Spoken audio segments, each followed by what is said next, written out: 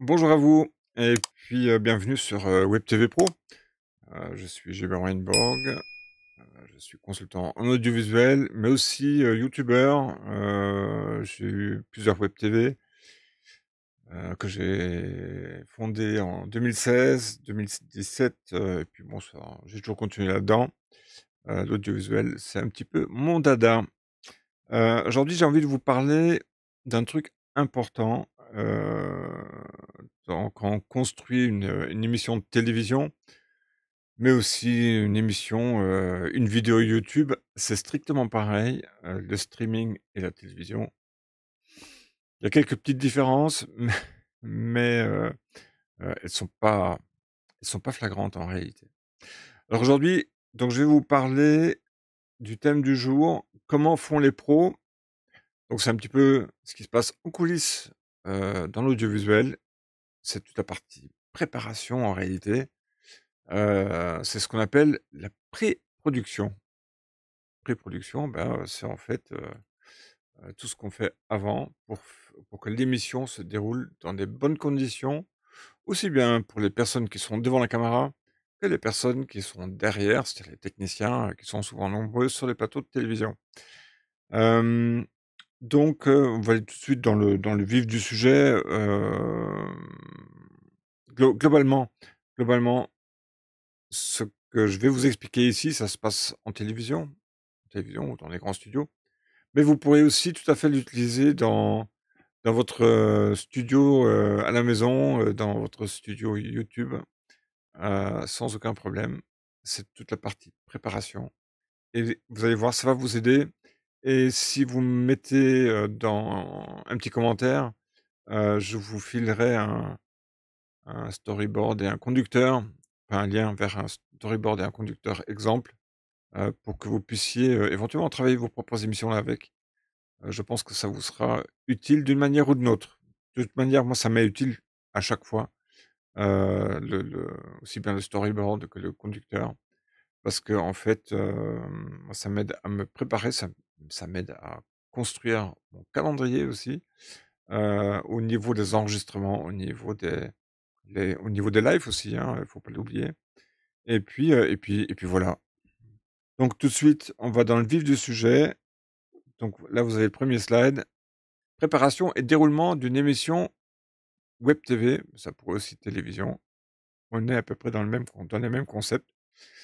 La différence entre une web TV et une télévision, hem, c'est souvent le nombre de personnes qui peuvent travailler dans un studio de production. Et puis l'espace qu'on a en web TV dans un petit studio à la maison. Moi j'ai, 2 m, fois 2 mètres pour tout mettre dedans, pour tout caser. Mais vous pourrez aussi avoir, peut-être, 10 m², 15 m², 20 m², peut-être encore plus, selon vos moyens. Tout ça, ça se prépare, ça se planifie et c'est de ça qu'on va parler. Alors tout de suite, hem pour créer une émission, il faut choisir évidemment une thématique. Alors si vous êtes, sur une web TV YouTube, vous avez probablement une niche. Hem, il faut pour chaque niche, pour chaque vidéo que vous allez créer, il va falloir créer en fait, comment dire? Toute la partie visuelle, tout le texte que vous allez raconter, tout le la longueur, la tout ce qui va expliquer, et qui va permettre à vos spectateurs de suivre en fait vos émissions, diverses et variées. Donc il faut définir un thème pour votre audience et ensuite choisir un format. Ça peut être un talk show, ça peut être un débat, ça peut être un reportage, ça peut être aussi, simplement, une personne devant la caméra qui va parler, qui va expliquer des choses. Ensuite, il faut fixer la durée. Alors, en émission de télé, il y a des durées qui sont prédéfinies. Bon, en général, ça se tient en 30-40 minutes, voire 1 heure, suivant les cas. Pour un youtubeur, ça peut durer entre, allez, moi les miennes, elles durent entre 20 minutes et 1 heure, parfois beaucoup plus, selon ce que j'ai à dire. Et puis la périodicité, alors ça, c'est franchement l'élément le plus important pour vous et pour vos spectateurs. Ils ont besoin de savoir quand ils doivent s'attendre à une émission de votre part. Moi à l'époque 2016, donc même pas 10 ans de ça, j'avais créé une émission avec un pote, qui s'appelle Laurent Ferrari, qui était réalisateur et puis avec un animateur qui s'appelait Pascal Gomez et on avait essayé plusieurs modèles, mais l'idée c'était quand même de former un hebdomadaire, de 1 parce que c'est quand même beaucoup de boulot, surtout, quand on est à plusieurs. C'est beaucoup de boulot parce qu'il faut créer un script et puis, il faut les inviter, il faut c'était un petit talk show, hein et on avait défini une périodicité hebdomadaire. En l'occurrence, c'était le jeudi 19h, hop, on démarrait plein pot avec un direct et ça a plutôt très bien marché et on s'est toujours tenu à cette périodicité pendant toute la saison, qui partait donc de septembre, octobre, dans ces zones-là, qui allait jusqu'au mois de juin, juillet. Tous les jeudis soirs, il y avait une émission. Bon, évidemment, on a eu des ratés comme tout le monde, mais bon, c'était une comment dire? C'était une web TV, d'associative, hein, purement locale, donc c'était pas dramatique, il y avait pas d'ambition, commerciale derrière, même si on aurait dû, mais c'est pas grave, ça s'est fait comme ça. Donc périodicité, votre pério pour vous, la périodicité à définir pour votre émission, ça peut être, tous les 2 jours, 3 jours, une semaine, un mois, c'est à vous de la définir et à vous d'y tenir. Et là-dedans, ça rentre aussi bien, la partie, comment dire? La partie, enregistrement pur et dur, la partie diffusion, mais ça va englober en fait toute la partie, de la pré-production jusqu'à la diffusion finale, sur YouTube, ou ailleurs, suivant votre choix. La composition d'une équipe de production, vous avez vu le slide, il est parti un petit peu trop tôt. Hem, dans une équipe de prod, on a généralement un réalisateur, on a un ou plusieurs cadreurs qui vont gérer en fait la composition des images. Il y a un ingénieur de son, très important, je pense que c'est une des personnes les plus importantes, sur un petit plateau ou dans une émission, comme celle-ci, hein, et puis un monteur qui va préparer tous les éléments graphiques. Bon là, il se trouve que je suis seul, donc je dois faire tout moi-même. Ce qui est votre cas sans doute aussi, si vous débutez sur YouTube ou ailleurs, heu, il y a une certaine structuration. Dans une émission de télévision, c'est un nombre invraisemblable de personnes. Il suffit de regarder, j'aime bien prendre cet exemple-là. Vous regardez, Quotidien sur TMC, une fois, vous verrez le nombre de personnes qu'il y a sur le plateau. En dehors du public, en dehors de l'équipe autour de la table hem, de l'animateur, il y a aussi plein de cadreurs. Il y a une personne qui va gérer également la grue. Enfin bref, il y a quand même pas mal de monde, sans compter les personnes qui sont vraiment à l'extérieur, qui sont dans une autre salle, qui sont en régie, qui vont faire la réalisation, qui vont, cadrer certaines caméras, qui vont, faire, les éléments graphiques, c'est-à-dire les éléments que vous pouvez avoir en bas de l'écran, qui affichent, la personne qui est présente ou qui affichent, éventuellement son actu. Sans compter le grand écran qui est derrière, ça c'est une j'aimerais bien en avoir un moi, tiens. Donc c'est une composition d'une équipe de télévision, c'est beaucoup plus gros. Alors l'élaboration d'un contenu éditorial. Alors il faut effectuer des recherches. Quand vous regardez bien, ce genre de talk show, heu, il y a toute une équipe derrière qui prépare le contenu, hein, donc il y a une recherche qui est faite. Suivant l'actualité, l'actualité culturelle, politique, l'actualité tout court. Enfin bref, pour les différents sujets, il y a toute une équipe derrière qui va rechercher, qui va construire en fait tout le script, tous les dialogues, ou toutes les questions du moins, que l'animateur va poser ou que les différents intervenants vont poser. Et puis, ben, on met en place tout un scénario, qui va des questions jusqu'aux transitions, qui va, à quel moment, entre un tel sur le plateau, à quel moment une autre personne part sur le plateau, à quel moment il y a les pubs, et cetera. Donc toute cette scénarisation, tout ce déroulé, il se construit, bon, ils ont un schéma, hein, si vous regardez bien. Ils ont un schéma qui leur permet, en fait, de construire toute l'émission.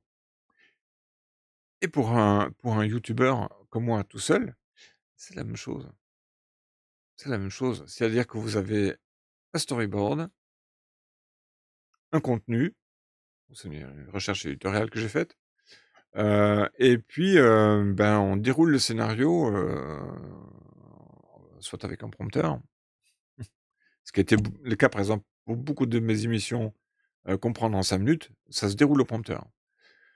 C'est beaucoup plus facile, ça permet de garder un certain rythme et puis ça évite les et je me gratte la tête, par exemple. Hem, Ensuite, ben, on valide en équipe, on valide le contenu. Bon, si vous êtes seul, évidemment, vous avez pas le contenu à vous le validez vous-même et ensuite, vous faites une répétition. Vous êtes sûr? Oui, oui, je suis sûr. Il y a des répétitions qui se font. Moi, mon PowerPoint, alors ça paraît simple comme ça, mais je le rep comment dire? Je le fais écrire et puis je le répète au moins une ou 2 fois avant d'enregistrer. Simplement pour éviter, de me perdre dans mes idées et de ne pas passer, par exemple, au prochain slide. Donc il y a une certaine répétition pour que, de un, le contenu rentre bien et puis, ben, on voit comment l'émission se construit et comment hem, elle va être présentée à l'antenne. Ensuite, c'est le choix des invités et des intervenants. Alors bon, si vous êtes seul, c'est pas facile, mais vous pouvez aussi inviter des personnes à distance, comme, avec vMix, il y a par exemple le vMix Call, avec OBS, il y a un truc qui s'appelle, Ninja Video, je crois, qui permet aussi de faire entrer les personnes, à distance. Je peux aussi les faire entrer via NDI avec mon smartphone sans problème, probablement. Ensuite, il faut dans ces invités, il faut évidemment choisir selon l'expertise. Est-ce qu'il a des choses à dire? Il faut que ce soit divers, c'est-à-dire il faut avoir si on a plusieurs invités, il faut avoir évidemment une certaine diversité dans le sujet. Il faut que ça enrichisse la discussion, en fait. Et puis un certain charisme, est-ce que moi j'ai du charisme à l'âge de mes 60 ans? On va dire que oui, mais chacun a sa façon d'être devant la caméra. C'est pas toujours facile et il faut que la personne soit à l'aise. Franchement, ça doit être vraiment important et puis il doit être capable de s'exprimer clairement. C'est-à-dire clairement faire passer ses idées et ensuite, c'est la disponibilité. Alors dans une émission en direct comme Quotidien, évidemment on choisit des personnes dans l'actualité, vu qu'il y a beaucoup il y a une grosse audience sur, TMC, sur ce chaînon, comme il l'avait sur, Touche pas à mon poste avec Hanouna. Il y avait une grosse audience donc les invités, ils venaient facilement. Dès le moment où ils avaient une actu, beh, il fallait passer sur les différents plateaux, obligatoirement. Ce que font les politiques, par exemple, sur les chaînes d'infos.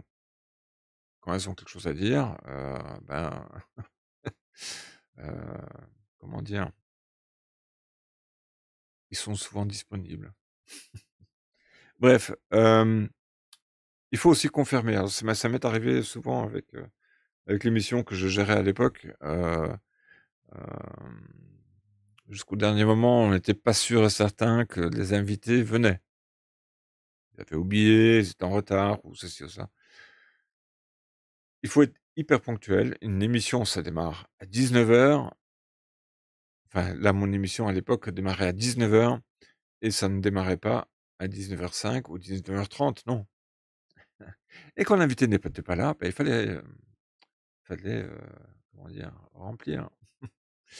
Et ça, j'ai eu le cas une fois dans une émission qu'on avait fait en plein air. Pascal avait invité des gens dans la rue enfin qui avaient des choses à dire, hein, en l'occurrence. Et puis au final, ces gens-là, ils sont pas venus parce que c'était pendant une fête votive. Hem, ah bah, il fallait remplir l'émission, 45 minutes sans invité. Ah je peux vous dire, c'est ça a été galère. Donc il faut vraiment bien voir, quand vous construisez, ce genre d'émission, quand vous avez des invités ou des intervenants extérieurs, hem, il faut que à l'heure convenue, ils soient bien là. En amont, bien sûr, déjà parce que, une émission, même si elle est diffusée à partir de 19:00, il faut quand même une demi heure avant, il faut que la personne soit disponible dans la préférence, histoire de faire les derniers réglages, histoire de s'accorder, de vérifier la lumière, le son, et cetera. Donc c'est quelque chose à préparer en amont et à voir avec eux. La préparation technique du studio. Hem, c'est clair que si vous avez un studio fixe comme moi je l'ai ici, rien ne bouge ou presque, là c'est pas trop gênant.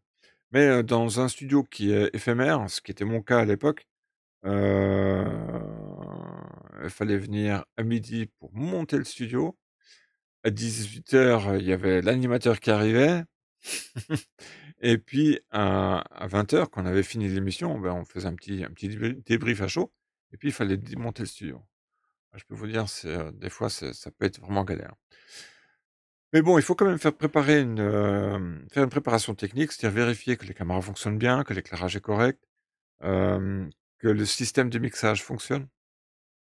Vous avez un écran de retour. Moi, j'ai mon écran de retour là qui est dans le prompteur, ce qui me permet de vérifier ce que j'ai à l'écran. Et puis, il faut vérifier évidemment aussi, l'équipement audio, c'est-à-dire, mettre le casque, écouter, voir si le son est correct, si, c'est pas trop fort, pas trop enfin bref, il y a quand même pas mal de choses à vérifier en amont et ça, c'est la préparation technique que vous devez faire, que ce soit dans un petit studio, dans votre studio, de youtubeur, ou dans un studio, à votre bureau, hein, pareil, il faut le préparer en amont. Allez, on passe aussi il y a l'éclairage aussi évidemment qu'il faut ajuster. Alors si sur l'éclairage, il y a quand même un truc, que j'ai souvent observé, avec la balance des blancs. Quand une personne a une chemise blanche comme moi et que d'autres personnes ont aussi une chemise blanche, c'est pas gênant. Mais il faut que la balance des blancs, elle soit bien faite. C'est-à-dire que ma chemise doit être blanche, mais il faut que la personne qui a aussi une chemise blanche, sa chemise soit aussi blanche. Donc il faut régler tout l'éclairage. Enfin bref, tout ça, c'est des choses dans la préparation et si vous êtes en fond vert, évitez que la personne ait du vert, sur soi, une chemise verte, ou avec qui contient du vert, heu, c'est prohibitif, surtout si vous êtes avec un fond vert. Bref, c'est des choses à vérifier, en amont, dans la préparation. Ça fait partie de la préparation. Allez, configurer la plateforme de diffusion, évidemment.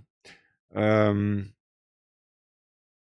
Il y a, si vous êtes sur YouTube, si vous faites un direct, il faut préparer la diffusion.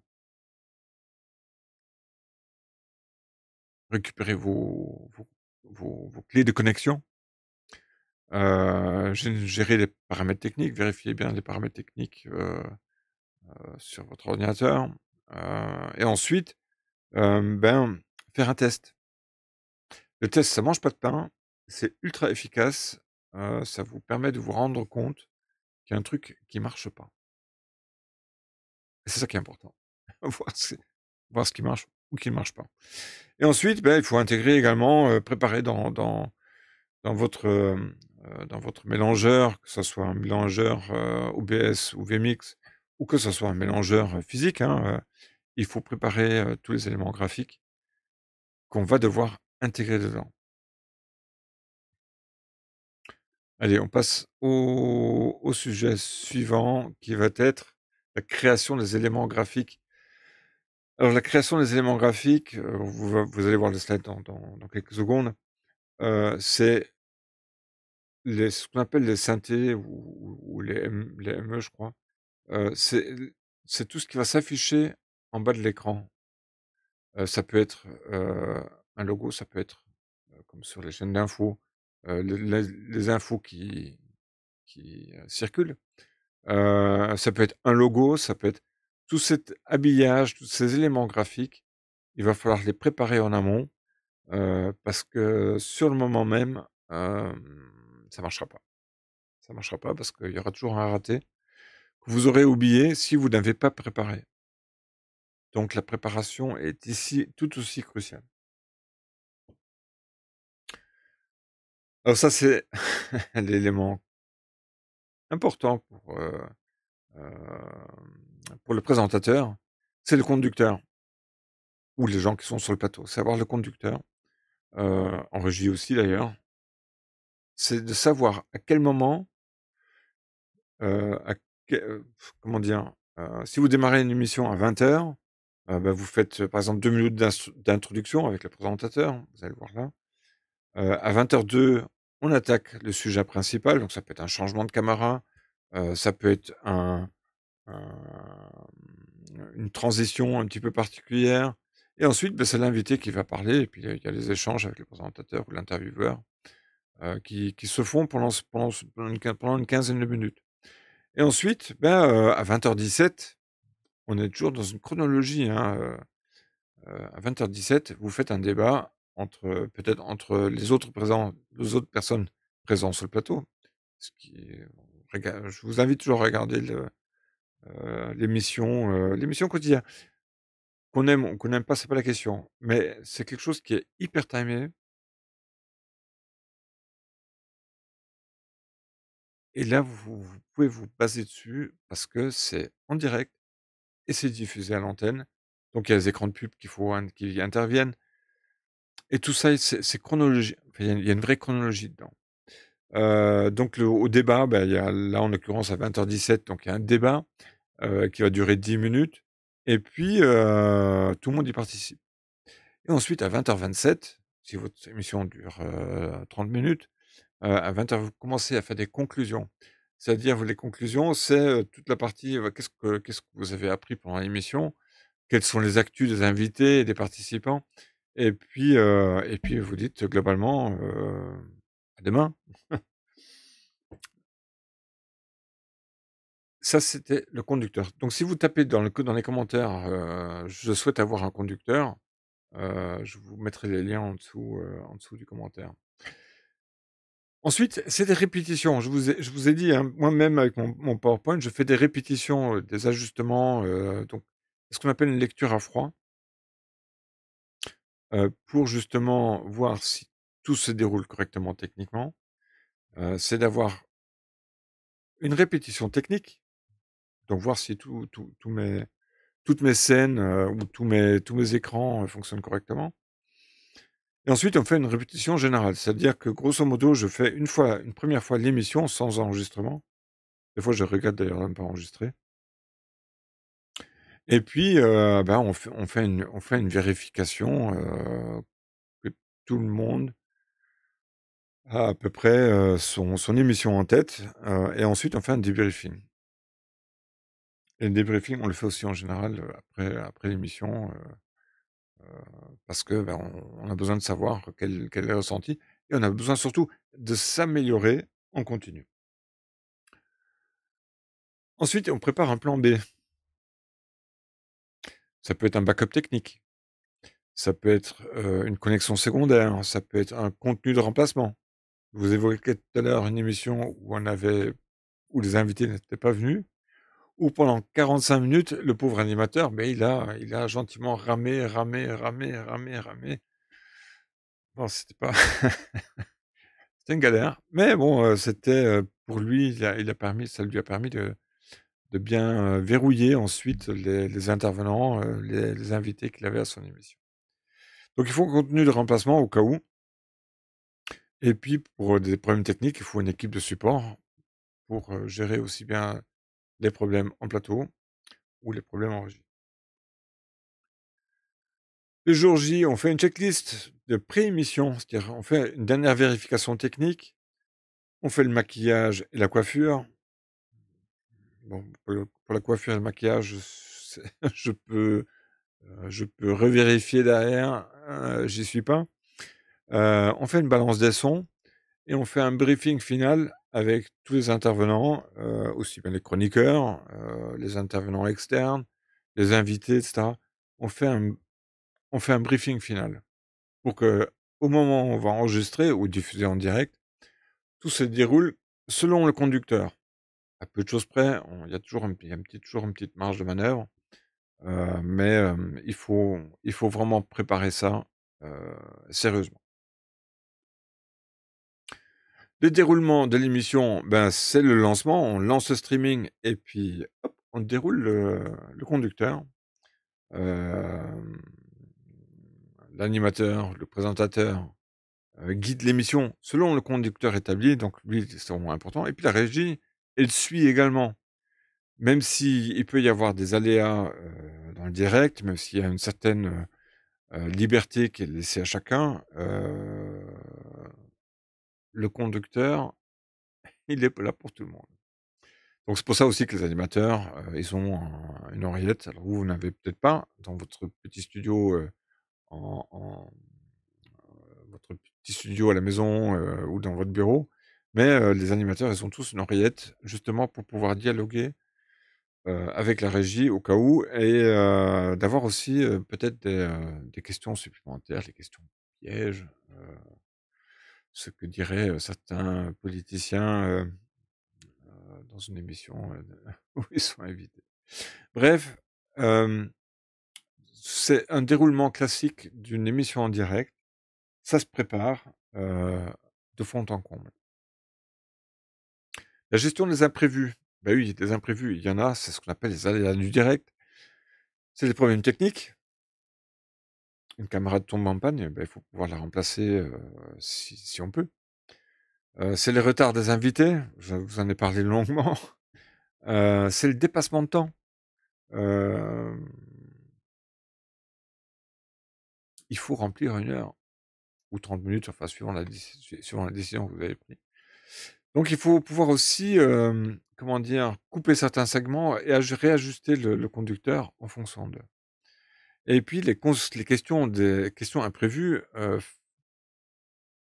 vous avez peut-être vu il y a 2 jours, les questions qui ont été qui ont été données pendant le journal, faut pouvoir réagir à ce que dit votre invité pour pouvoir soit le relancer, soit, lui poser d'autres questions, intéressantes. Donc il faut gérer tout ça avec tact, avec le sourire. Moi, quand je suis en panne technique, ce qui m'est arrivé, l'autre jour quand j'avais fait un live, hem, le live il est parti tout de suite, alors que j'avais balancé en fait le stream sur, mon ordinateur. Je l'avais balancé à 15h30 et le live devait commencer à 16h. Heu, bon, l'émission a duré 1 heure et demie, hein, voire un peu plus même je crois. Donc pendant une demi heure, il fallait remplir. Bon, j'ai plein d'anecdotes, hein, mais il faut les remplir et donc ça c'est les fameux imprévus qu'il faut gérer. La clôture de l'émission, la conclusion, c'est évidemment reprendre un petit peu les points clés de l'émission, de ce que le message que vous souhaitez passer et puis, bah, il remercie évidemment les participants, quand il y a des invités ou des intervenants, bah, il faut les remercier. Les reciter peut-être leur actu quand ils en ont. Annoncer les prochaines émissions et puis, ben, on fait partir le générique de fin avec les crédits à l'équipe. Voilà, il se trouve que j'ai pas d'équipe, donc réalisateur Gilbert, ingénieur de son Gilbert, éclairage Gilbert, émission présentée et conçue par, Gilbert. Bon, ça a pas de sens. Heu et ensuite, une fois que le générique est terminé, que vous le voyez bien à l'antenne, parce que la coupure, elle est immédiate, hein. Et ben, après vous arrêtez une fois que le générique est passé sur YouTube, bah, vous arrêtez votre streaming et ça coupe automatiquement. Ensuite, un débrief post-émission. Alors ça, c'est vachement important, ça va être c'était vachement utile quand on a commencé, à faire nos émissions, du jeudi soir. On faisait un débrief derrière, aussi bien à chaud que, comment dire? Le lendemain, on se faisait une réunion, pour justement débriefer qu'est-ce qu'on a ressenti, qu'est-ce qui a fonctionné, qu'est-ce là où on a été mal à l'aise et là aussi on a été à l'aise. Parce qu'il faut, hem, dans un débrief, comme ça, surtout si vous le faites en amateur, c'est-à-dire pour vous faire plaisir, c'est important aussi de voir un petit peu les éléments positifs, de votre émission. Est-ce que ça a été bien? Est-ce que ça a été regardé? Heu, Analyser aussi le contenu éditorial, c'est-à-dire, est-ce que ça a été fluide? Est-ce que le déroulé a été respecté? Est-ce que le contenu est pertinent? Les performances des invités? En télévision, on dit, il y a souvent des bons clients, ceux qui reviennent souvent, hein, parce qu'ils sont très à l'aise devant la caméra, ils ont les choses à dire et puis ils sont amusants, ils sont rigolos, enfin suivant les émissions évidemment. Donc ça c'est aussi important et puis refaire un retour d'audience, c'est-à-dire quelles ont été les statistiques du visionnage, les commentaires du public.